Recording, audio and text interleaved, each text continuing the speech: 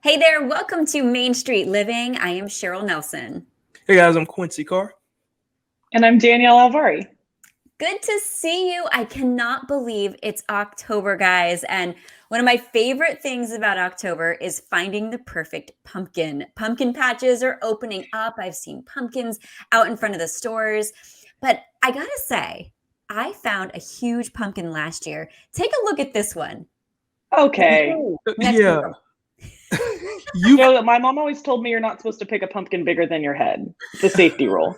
Well, that one's probably what? 10 times bigger than my head? I don't know. It's pretty big. You found the one pumpkin that Virginia has to offer. Thank you, Cheryl. We didn't know that was out there. I know, it was out there. I can't wait to get out there this year as well. It's so fun, festive times, and we're going to talk more about fall and the whole autumn season as we go throughout the month of October. But a great show coming up today, guys. In fact, we're going to talk about DIY Halloween costumes and also take you to a fun brewery. Yeah, some of your favorite there, Cheryl. And we're also in the midst of the soccer season, as well as Hispanic Heritage celebrations continue in Rhode Island. That's right. We'll check in on a college football team that's off to a great start. But first, we'll check out a dance company that's getting lost in Wonderland right here on Main Street Living.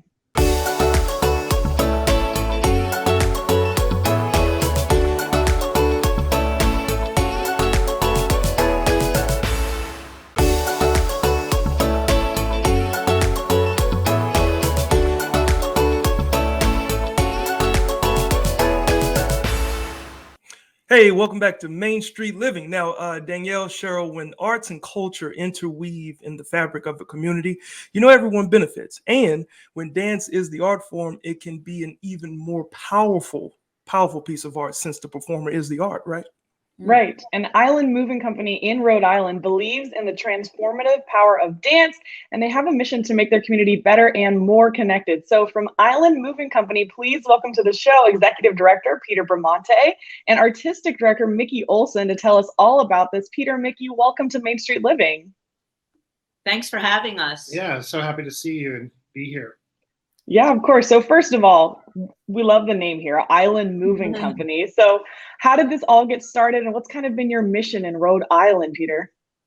Well, so the company is we're celebrating a significant birthday. We're 40 years young this year. And Miki is the original founding artistic director, is actually a group of artists who were looking to find a forum for their work. And they really believed in the collaborative process, not the hierarchy of a leadership model. So it was really unique for the time.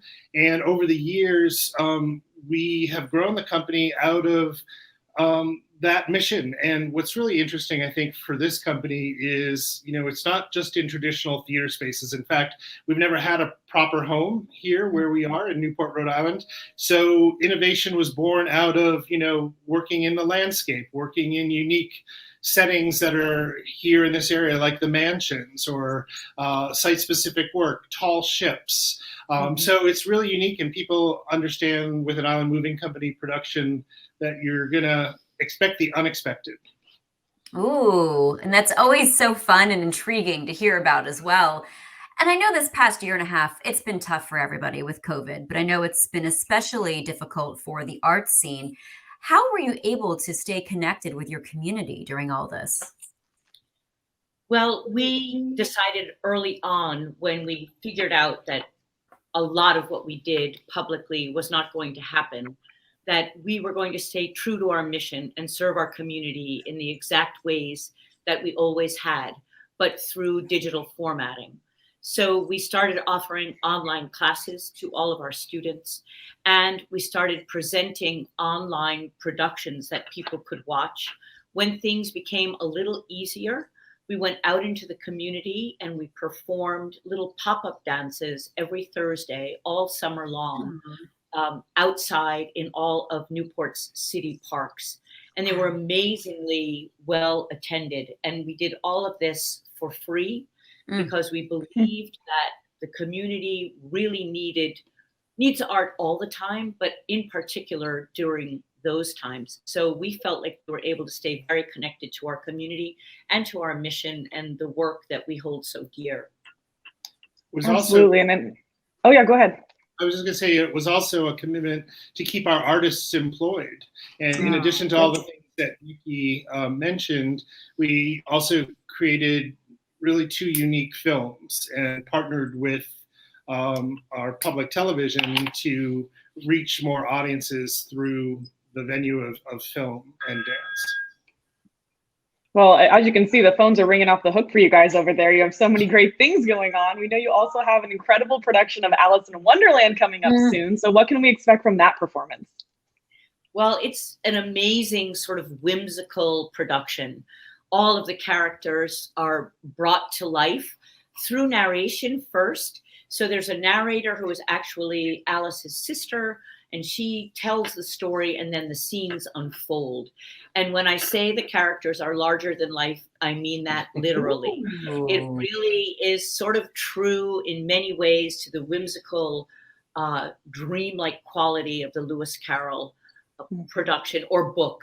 So we've taken all of those things and brought them together in an amazing way for this family series production. It's just a really whimsical and fun production. I would love to see that. I was obsessed with Alice in Wonderland as a kid. I remember the rose gardens and the cards and just all the cool stuff in it. That'd be so neat to see in person.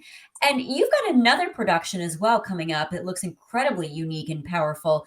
Tell us about, is it La Palumba Ascending? Yes, that is correct. And the title was taken from a sculpture garden in Matera, Italy, the La Palumba sculpture garden, which is really unique because all of the sculpture, first of all, it's a huge quarry. Some of the walls are over 500 feet tall, and where limestone was excavated over hundreds and hundreds of years. But what's unique about it is the sculptures there were created from the rubble from the Twin Towers of the 9/11 attack. Wow. And the artist, Antonio Paradiso, was the only Italian artist who was granted permission from the Port Authority of New York and New Jersey when they were granting rubble to various museums and artists to make important work around that event. So when Miki was there previously in 2019, she came across the park and was inspired to create this work. So the company was on tour in Italy just this past month. We were there for over 3 weeks, putting the premiere together in the actual quarry with these sculptors. And the place was actually vibrating, the power of it and the emotion that is in these sculptures, you can imagine. So the work is being recreated here for our US premiere in Newport, the 8th through the 11th and the 16th and 17th. And we actually got the benefit of working with an Italian photographer and filmmaker who's integrating elements of the scene so we can bring the feeling and the experience of the quarry as part of the digital backdrop. So it's a multimedia production with these beautiful dances that Miki and our associate artistic director, Danielle Janess, just made. So it's wonderful and something not to be missed, I think. It gives me goosebumps hearing that you have some of the rubble from 9/11. That's powerful. That's what happened when we stepped into that quarry. You feel it vibrating through your entire body. It's amazing. It's frankly overwhelming. Yeah. Yeah. I mean, and I know we recently had the anniversary of that, obviously. And I know that you guys also have a very big anniversary coming up. The Island Moving Company celebrating their 40th anniversary this year. What does that mean for your organization? What that means is something incredible. It is very, very rare for a company of our size to have existed for 40 years. So it's amazing for me, having been the leader of this company for 40 years and having, frankly, incredibly wonderful executive directors at my side. For that length of time, we've been able to accomplish many amazing things, and we have an incredible season planned, starting with this tour to Italy and bringing La Palumba here, and then Alice and our Nutcracker. An amazing performance. Getting me so excited for Christmas time. Yes. Yeah. It sounds like so much fun to hear all of that. And Miki, before we go, how can our viewers find out more? Because you've intrigued all of us. Yeah, well, you can find us on our website, islandmovingco.org, also on Instagram and Facebook. You can also always call our office, 401-847-5655. 4470 to get any more information. But check out the website first. Everything is there. Thank you. Oh, wow. Thank you guys so much. Yes, Peter, Miki, you guys are the best. We wish you all the best and congratulations on your 40th anniversary. Thanks Thank so you. much for having us. We really appreciate it. All right. Well, Danielle, we are sticking with the arts. We love the art scene here on Main Street Living. We're going to talk about another form of art in Rhode Island coming up. So stay with us.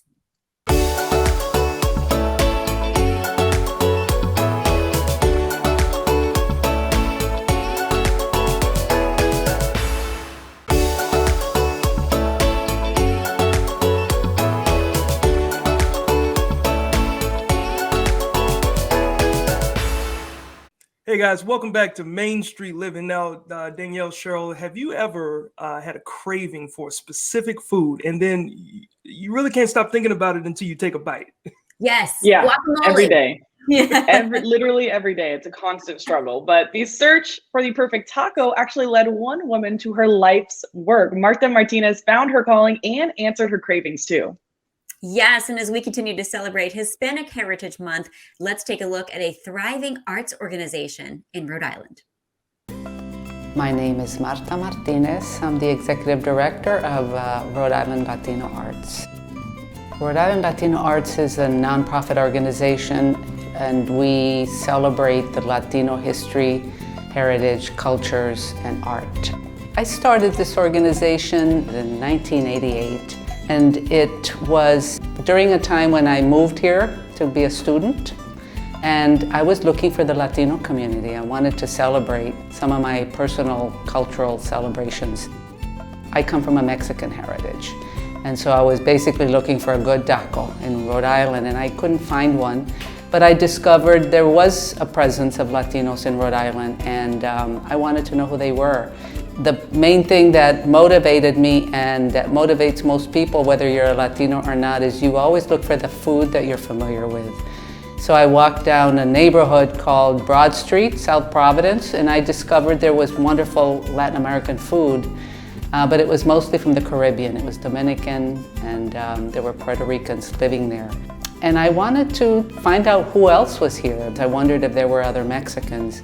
And I started to talk to people and get stories. But it was also the realization that the Latino community here in Rhode Island was made up of every single country in South America and the Caribbean. And I wanted us to celebrate that together as a group, but also individually. And most importantly, that part is to show people that we aren't just one, but that we are a diverse group of Dominicans and Puerto Ricans and Guatemalans. And we're similar, but we're very different. Rhode Island Latino Arts celebrates the diverse cultures. We celebrate together as Latinos, but we also celebrate and teach that diversity of who we are. So I came from Washington, D.C., and during that time there was a celebration called Hispanic Heritage Week. And when I came here, there was no such thing as Hispanic Heritage Week. Nobody even heard about it. So I decided, well, maybe I'll start it. And it turned into a month-long celebration, and then it turned into what I feel like it's become a lifelong celebration. We opened the Galería del Pueblo, that's where we are, that's what this is called, so it's called the Gallery of the People. It quickly became, when we opened it, it became very popular. Artists came and brought their artwork, and we had changing exhibits. Every 6 months I would feature a different artist of a different style, and we had performances in here. I think this has become more of the signature event, the center of what Rhode Island Latino Arts does. It's inspired art in every shape and form. What first started as a volunteer effort on my part, more of something that came out of my heart, from my corazón, that I wanted to connect with the Latino community and have them connect with each other. It symbolizes a home, finally, because the artists to me are the life force of the organization. It wouldn't exist without them. When COVID hit, they were at home not doing art, they weren't creating. This world cannot survive without art, and we need to. And we can't let that flame go out during COVID. If because we all were going through dark times, and they were too. COVID had no right to make that flame disappear. And so I gave them the opportunity to create. And so luckily, I didn't expect them to leave their art behind, but they all felt that it belonged to us. They created the art and they left it behind for us. I want people in 50 years to look back and say, I contributed to that. The history that I'm documenting, whether it's through the photographs that I collect and scan, and the stories that I've recorded and the transcripts that are going to be filed away in an archive, I want people to look back, who are young now, to look back and say, I was part of that history, and to be very proud of it. Wow, ladies, like that's really good for Marta for kicking off the celebration of Hispanic heritage there in Rhode Island. I love all these packages, guys, because they really just highlight how important it is right now, especially more than ever, to just stay connected, not only to each other, but also to our heritage. Yeah, Absolutely. Culture is so important, and you can find out more of what Rhode Island Latino Arts has to offer at rilatinoarts.org. Well, coming up next on Main Street Living, we are talking college football and highlighting a team that is on fire. Don't miss it.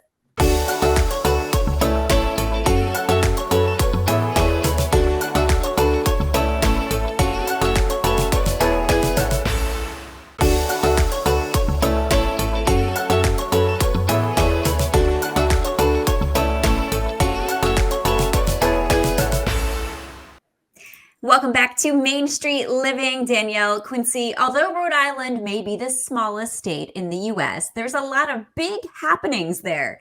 Now we want to move over to sports because we got something exciting.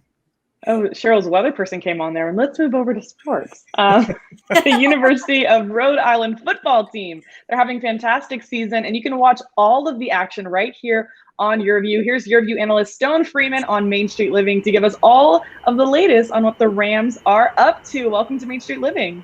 Thank you so much for having me. I'm really excited to talk Rhode Island this morning. Thanks again. Of course, so Stone, the URI Rams are off to a historic start with both their record and their ranking. I'm to understand here they're on the cusp of becoming a top 25 FCS program. What's the season been like so far? Yeah, it's been really good thus far, and they're 3-0. And not to correct you, but just because it just came out a couple days ago, but we are a top 25 team now. So we were on our bye week, so it kind of flew under the radar. But after a 3-0 start and a 1-0 start in conference play, the Rams are officially 21st in the country right now. So it's been really exciting thus far. That's a correction I'll take every time. That's exciting. Yeah, top 25. Now, to be top 25, you obviously got to have a good coach. Now, what type of coach is Coach Fleming, and and how has he changed the culture around there?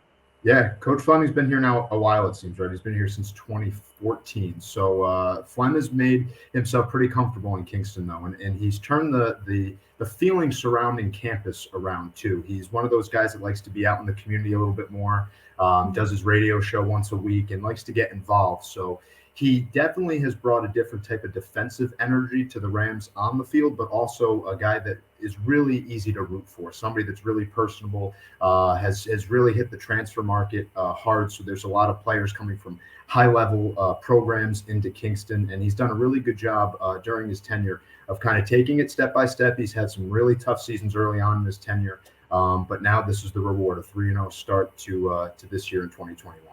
Nice. And that's so important, especially in college, for the coaches to be more involved, especially when it comes to recruiting. I'm wondering if this next thing I'm going to ask you about has anything to do with that. What can you tell us about the Harrington School of Broadcasting? Yeah, the Harrington School is our communication school here at the University of Rhode Island.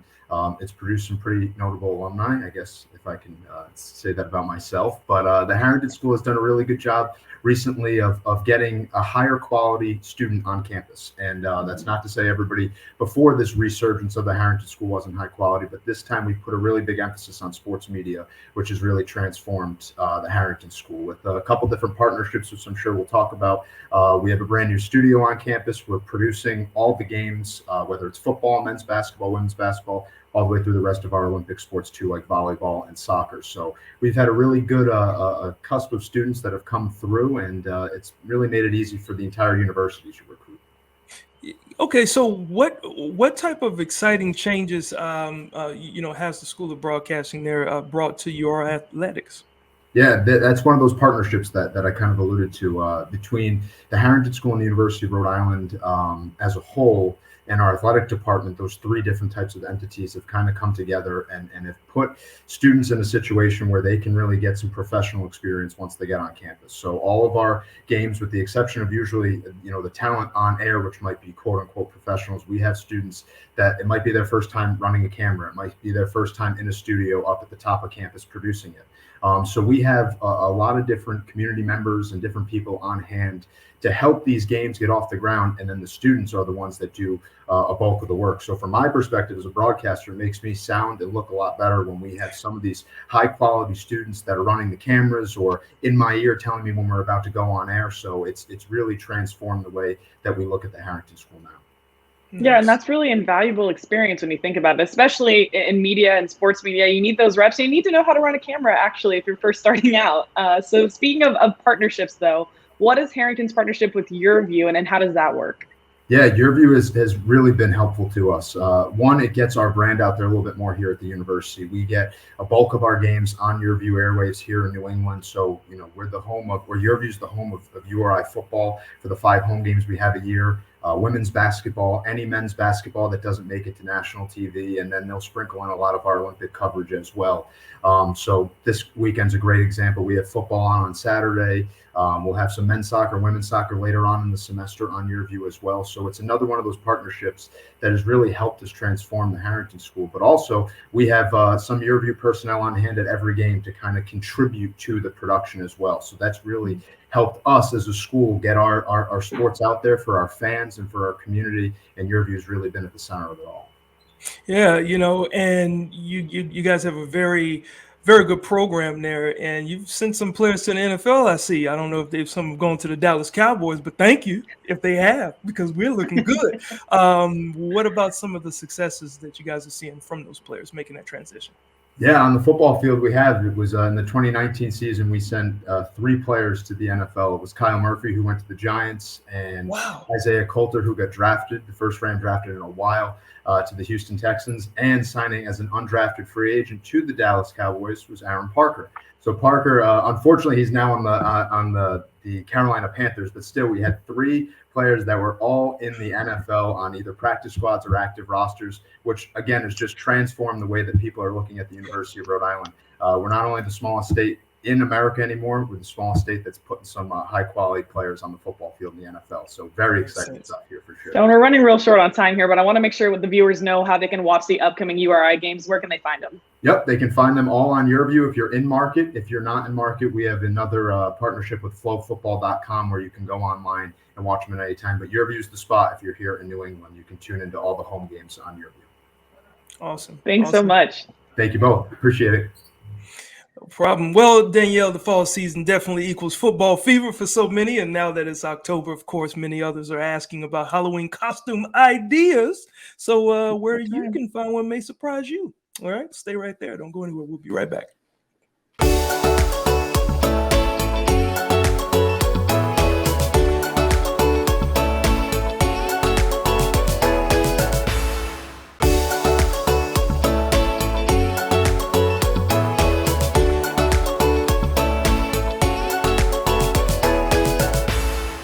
Welcome back to Main Street Living. Quincy, Danielle, it is October, which means you might be looking for the perfect Halloween costume, and you want something that'll cause a thumb-stopping moment on social media.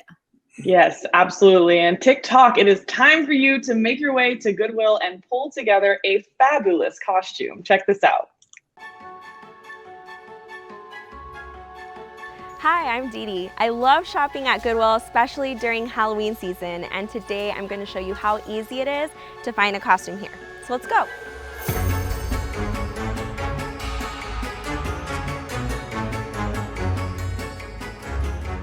Goodwill is a great place to shop for Halloween costumes because you're going to save on your costumes, you'll find something for everyone in your family, and you get to be creative. The average cost of a Halloween costume is going to be from just a couple of dollars for a kid's costume or one quick item out the door. And you can spend a little bit more too if you want to buy a lot of different accessories. $15, $20, you're going to put together something really fun. Getting creative with your costumes is so easy, and it's part of the fun of shopping at Goodwill. So check out the Halloween section, which you'll find at every Goodwill store, and then be sure to branch out into the rest of the store. Look for accessories. Maybe it's a black dress for a witch's outfit or a ruffle blouse for a pirate's costume. There are a lot of different things that you'll find in the Halloween section, and then really put that creativity to work when you branch out and look around and see what you can find. There's so much you can do with something as simple as a white sheet. You can turn this into a ghost. Or if you get a head start, you can transform this into the Bride of Frankenstein. Ooh, these are perfect Edward Scissorhands, and all we would need to do this are some skinny jeans, a black shirt, a jacket, and a big belt. So let's try it out. Okay, all we need to find in this section is a black jacket. This one is perfect. Use this one. Now we need to find black pants and some belts. Okay, let's see. I like these ones.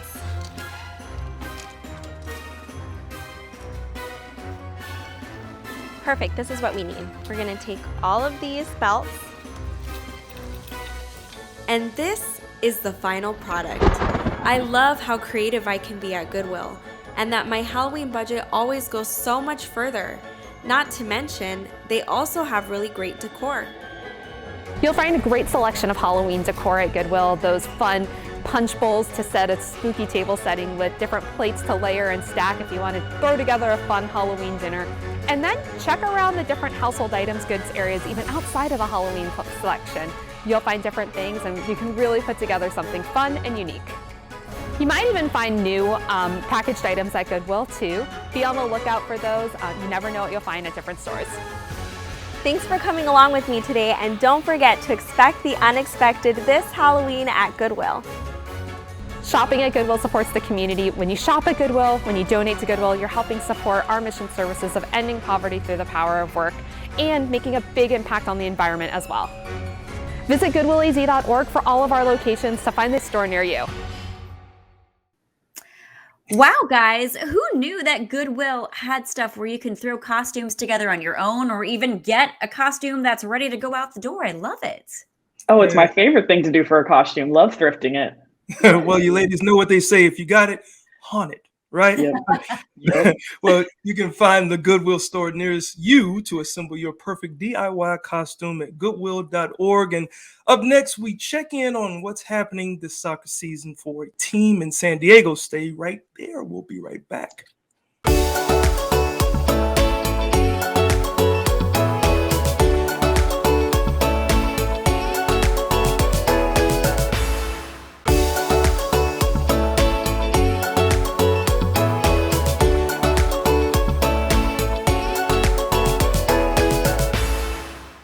Welcome back into Main Street Living, guys. We know it's officially fall, which means football. That means Penn State for Cheryl. The Cowboys looking good so far for Quincy. Yes, so excited. And Danielle, UCLA for you, right? Yeah. So far, so good. Kind of, yeah. No, fingers crossed as well for Penn State. Now, in this segment, though, we are talking about the round, black and white kind of football, known mainly in the U.S. as soccer. Around 7 million American youth play soccer, and excitement around the sport is beginning to catch on around the country. Ricardo Campos, interim president of the San Diego Loyal Soccer Club, is here to talk about what's going on in the sport. Welcome to Main Street Living. Great to have you. Hello. Thank you, guys. Thank you for having me. It's a pleasure. So you are the interim president of the San Diego Loyal Soccer Club, and that's also a member of the United Soccer League. Tell us a little bit about this league, enlighten us. No, absolutely. So we joined last year. The league has existed for a very long time. There are teams nationwide. There are about 34 teams around the country. It's divided into 4 different divisions. And 2 conferences. So right now we're leading into the last month of the season. It started in March and it ends right now at the end of October. The top 4 teams in each division make it to the playoffs, and we're looking to secure that number 2 spot to host a playoff game come the first week of November. Wow. So you're looking to secure a playoff spot. That's always a good thing for a lot of sports teams. Now, Ricardo, tell us about the San Diego Loyal and how this season has gone overall and how it's looking. Absolutely. So, the beginning of the season, because coming back from COVID, or if we're back or not, I don't know. It's this kind of tricky world that we're living in. But Mhm. at the very beginning of the year, we weren't sure how we were going to be able to welcome fans into the stand. So we really took the time off at the beginning of the season to play away games, and so the season started a little rough. We went 0-4. So that didn't start the best, right? But we really picked up after that. I think we went on an 8 or 9 game unbeaten streak, and have really picked up at the end here, and been doing very well. So the players and the staff have just done an amazing job of kind of coming together at the end of the season. And we're kind of secure in that second spot, but you never know until the end, right? So the next 6 games here are crucial for us. We have 3 home games and 3 away games that will be very important, starting with this Saturday night in Los Angeles. Okay. Beat LA, right? Yeah, we wish you guys all the best. We know when it comes down to the wire like that, it can be kind of nerve-wracking, but exciting at the same time. And it's got to be exciting for the fans to come and watch as well. I've never watched a live soccer game, aside from maybe in high school, my boyfriend playing soccer, but that's different. This sounds so much bigger than that. So what is it like to be at a game and to be in that atmosphere? Absolutely. We first of all welcome both of you and anybody watching. Come to our games, because that's what we live for, right? It's that experience on game day, not just the game on the field, but also the overall experience that we have at Torero Stadium. Best way I can describe soccer, it's an intense 90 minutes, right? It's not a game where you get a lot of stoppages. There's a lot of interruptions and other entertainment throughout the game. It's really led by the game that's happening on the field, and it's jam-packed. We have an incredible group called the supporters group that help set the atmosphere in the stadium, and I don't think that's present in any other sport except for soccer. And if you haven't experienced it, I definitely recommend coming out, because it's very unique how they set the tone with chants and drums, and they go for the entire 90 minutes of the game. It's really an incredible experience. Yeah, Ricardo, you talk about, because the game of soccer is obviously different as far as how it's timed and the quarters and how all that breaks down. Now, here in the U.S., I mean, like, we don't really obsess that much over the game of soccer, but it seems to be changing. So, like, are you seeing any interest rise? It's definitely changing. So it started in the 60s. There was the beginning of soccer here, but it really picked up again after the 1994 World Cup that we had here in the US, and 1996 the MLS started, and it's been ramping up since then. If you look at the actual numbers of attendance and viewers, it's catching up really quick. It's already at the level of hockey and baseball and basketball, and a lot of people are surprised around that. But it's a growing passion, and San Diego is in the top 6-7 markets in the country for any major soccer event around the world. So the passion is growing, and San Diego is a hotbed for soccer. It's always been. We just unfortunately haven't had that professional team that stuck around, and so we're so happy to be here and fill that void and just support what thousands of people have been doing in this community for a long time. But the sport is growing, and I think pretty soon you'll see that shift here of the passion for it. Yeah, it reminds me of when I was in Europe. I was in Italy during, I don't know if it was the World Cup or what it was, but I mean, they live and die by their soccer teams. They were on all the TVs, the restaurants. It was amazing. So it's cool to see that picking up in the US. And how are the San Diego Loyal involved in the community? And is it typical that you see a lot of involvement?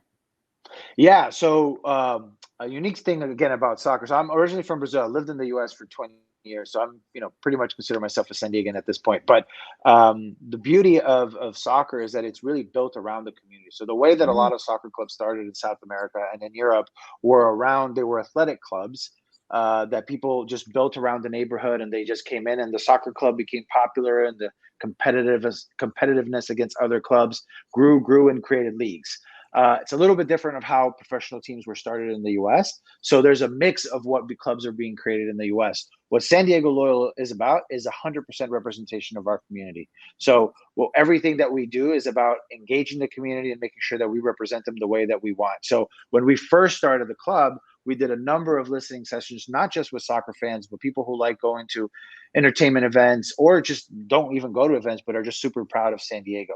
So we based it around that of who we wanted to be, and have done relationships with a number of organizations: Chicano Federation, San Diego Pride, San Diego Unified School District, and YMCA we're working on. So a number of different relationships to make sure that we're ingrained within the community and we're given first before asking for them to come out and experience our games. Okay. All right. Well, lastly here, before we let you go, we know that the matches are being shown on YurView out there in San Diego, but where can others find outside of California find these games? So all of our games are also streamed on ESPN Plus. So it's easy access, great viewing. A lot of our games are around 7:30 on Saturday nights. And so if you look out for that, we have, again, 6 games coming up here in October that are going to be very intense, but should be a fun ride to leading up to playoffs. Great. Awesome. We wish you all the best, and we have the website for you to learn more at the bottom of the screen. Thanks so much for joining us. Thank you. Thank you guys for having me. No problem. Well, Cheryl, all this sports talk, it actually has me asking, who's ready for a cold one? Maybe you, maybe the viewers? We'll find out. Stick around.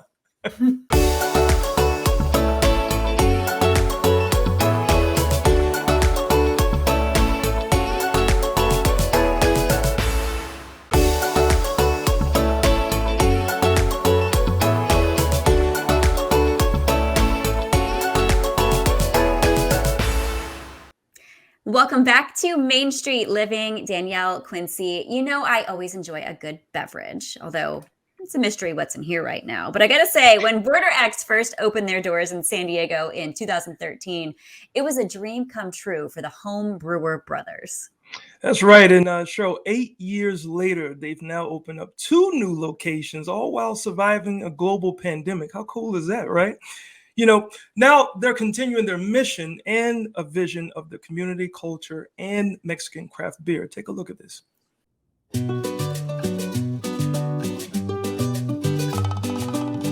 A lot's changed in the last 4 years. If I go back in time to the beginning of the 4 years, we were in expansion mode. And we were making plans to expand into Los Angeles and to the city of Bell. We launched that in March of 2019. Things went very, very well for us all the way up till March 2020. In a very ironic twist, we were nominated for a James Beard Award. And then the very next week, we were shut down with the pandemic.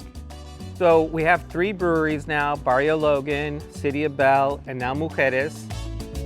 Mujeres Brew House is our 3rd location. We opened it up in October of 2020. In the midst of the pandemic.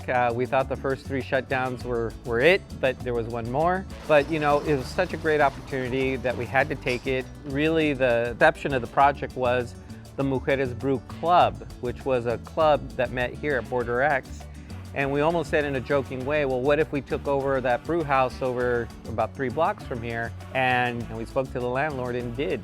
And we really are dedicating it to reclaiming women's legacy in brewing. And our plan really is to continue to expand in physical tap rooms. So we're looking at possibly 3 more tap rooms. One in North County, San Diego, one in Inland Empire, somewhere between Riverside and Temecula, and then one in Orange County near the city of Santa Ana. So they all have a similar demographic. We think we would fit perfectly there. And then secondly, we're really looking at canning our beer. Yeah, people call here in Barrio Logan the inside of the tasting room the living room of the community, because people walk in and that's where they see their extended family and friends, bumping into people randomly. That's what really creates a sense of place. And so when we built this back patio, we wanted to make sure that it was just an extension of that. I would tell my designers, my cooks, everyone else, I wanted this to be like coming to your favorite uncle's home who had the best barbecue, who had great seating, that you just love coming to on a summer day or a summer evening. Wow, now that is cool. And I see that they've added live entertainment for their guests to enjoy on the back patio. Oh, that patio, they said it's like your favorite uncle's house. Love it. Great atmosphere there. And you can find more information about Mujeres Brew Club and their current beer offerings and upcoming events at mujeresbrewhouse.com. Don't go anywhere, though, because we have more Main Street Living coming up next.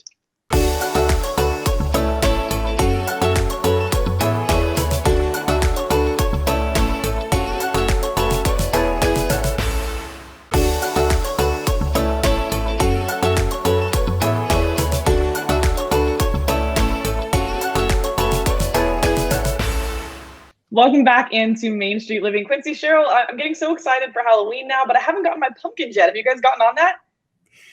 Not this year. You saw I had that big pumpkin last year, so I got to get back out there and see if I can find one. Was that a big pumpkin, or are you just that small, Cheryl? Well, it's kind of both. Now that you see me in person.